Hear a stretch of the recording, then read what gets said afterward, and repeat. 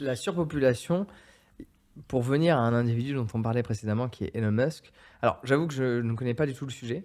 Je suis j'aurais tendance à croire ce que tu viens d'exprimer, qui est qu'il y ait une surpopulation.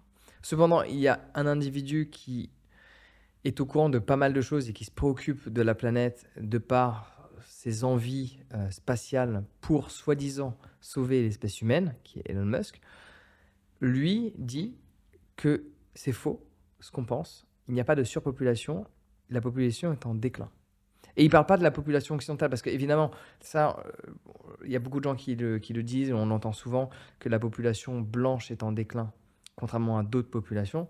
Là, Elon Musk, il parle de la population humaine. Déclin dans quel point de vue? Pas en nombre en tout cas. Ben, pour lui, si, de par les tranches d'âge, en fait, qui sont... Alors pourquoi la population ne fait qu'augmenter? Alors moi que les Mais chiffres oui, soient faux.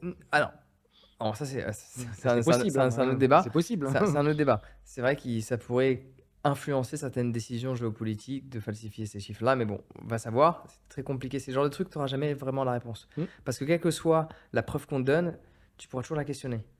Parce qu'il y a des décisions qui sont jouées là-dessus. Mais juste, je finis là-dessus. Ouais, non, vas-y, Non, termine, non, non, j'aurais un truc non, à dire après, mais ouais, j'ai ouais. juste exprimé Ouais, ouais. ta petite phrase favorite. Ouais, ouais. Vas-y, termine là-dessus. Mais voilà, du coup, c'est peut-être, à nouveau, je ne m'y connais pas dans ce sujet-là, mais peut-être parce que là, il y a une population montante, mais peut-être qu'il y a des chiffres qui montrent que la population... En fait, il y a des tranches d'âge. C'est un peu l'histoire de la Chine. Ouais. La Chine a fait à un moment donné ce One Child Policy, un enfant unique. Ouais. Et ça a été très bénéfique à une période. Et là, maintenant, ils se retrouvent avec une classe qui est en train d'être trop âgée par rapport à la population naissante. Et bon, là, c'est juste sur une dynamique économique, hein. L'économie de la Chine va être dans une dynamique compliquée de par Comme les le classes Japon, en fait. actives. Le Japon a été Donc ça n'a dans rien à le voir même avec cas. l'aspect humain, c'est l'aspect économique, hein. Donc, Ouais. Et là, je voulais rebondir sur le terme de surpopulation. Juste de là où je regarde, hein.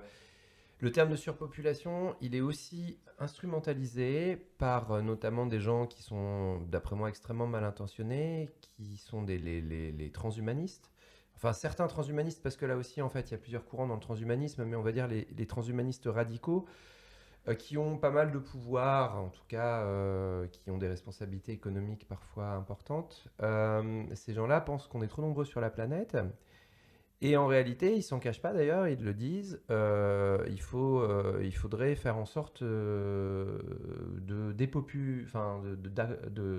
diminuer drastiquement et rapidement le nombre d'êtres humains sur cette planète, parce que en fait, l'humain c'est un parasite et qu'il est en train de manger toutes les ressources et qu'il n'y en aura pas pour tout le monde. Et eux, ils veulent les avoir les ressources. Tu vois, pour eux. Voilà. Donc, en fait, en gros, ces gens-là, on pourrait dire, là, pour le coup, c'est des eugénistes. Et très clairement, pour eux, l'enjeu, c'est que dans les 50 prochaines années, il y ait à peu près 50% de la population qui disparaisse de la planète. Oui, Et ça, ils s'en cachent même pas. En plus, ils l'écrivent. Tu vois ce que je veux dire? Ces gens-là, ils se réunissent, par exemple, à Davos. Tu vois? Et comment ils comptent Voilà, faire ça? au mois de janvier. D'accord? Et je veux dire, tout ce que je dis là est vérifiable, hein. Il suffit de regarder les discours de ces gens. Hein, d'accord? Et ils ont quelques émissaires un peu partout qui arrivent à la télévision pour dire que le monde de demain sera formidable parce que grâce aux robots et aux intelligences artificielles, on va pouvoir éliminer l'humain. Mais eux, justement, ils vont utiliser les outils techniques pour se débarrasser de l'humain. Et idéologiquement, ces gens-là, ils ont une idée, c'est que l'humain est un parasite. Et l'humain est de trop. Tu comprends? Et Alors, attends, je termine là-dessus. Ça, C'est même c'est une idéologie qui est extrêmement dangereuse et qui est en fait pas très éloignée de l'idéologie nazie, eugéniste, etc. Point Godwin. Ouais, non, mais voilà. Et le problème étant que ces gens-là ont quand même énormément de pouvoir et d'influence, qu'ils forment des gens, ils ont des universités d'été, eux aussi, ils vont former des hommes politiques pour pouvoir les placer.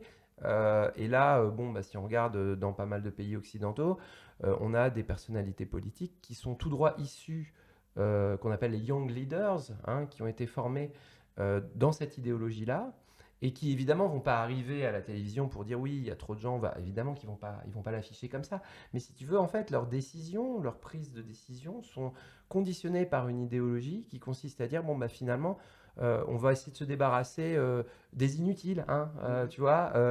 Il y a trop de gens là, et puis en plus de ça, ces inutiles, ils sont souvent, ce qu'ils prétendent, ils sont souvent stupides, ils produisent pas assez, mais par contre, ils consomment trop de ressources. Et ça, c'est la porte ouverte à un génocide. Ouais. Et c'est extrêmement dangereux, et je pense qu'il faut vraiment avoir conscience de ça. Alors, si tu as apprécié cet extrait et que tu veux en voir un autre, clique ici. Et si tu veux voir le podcast dans son entièreté, clique là.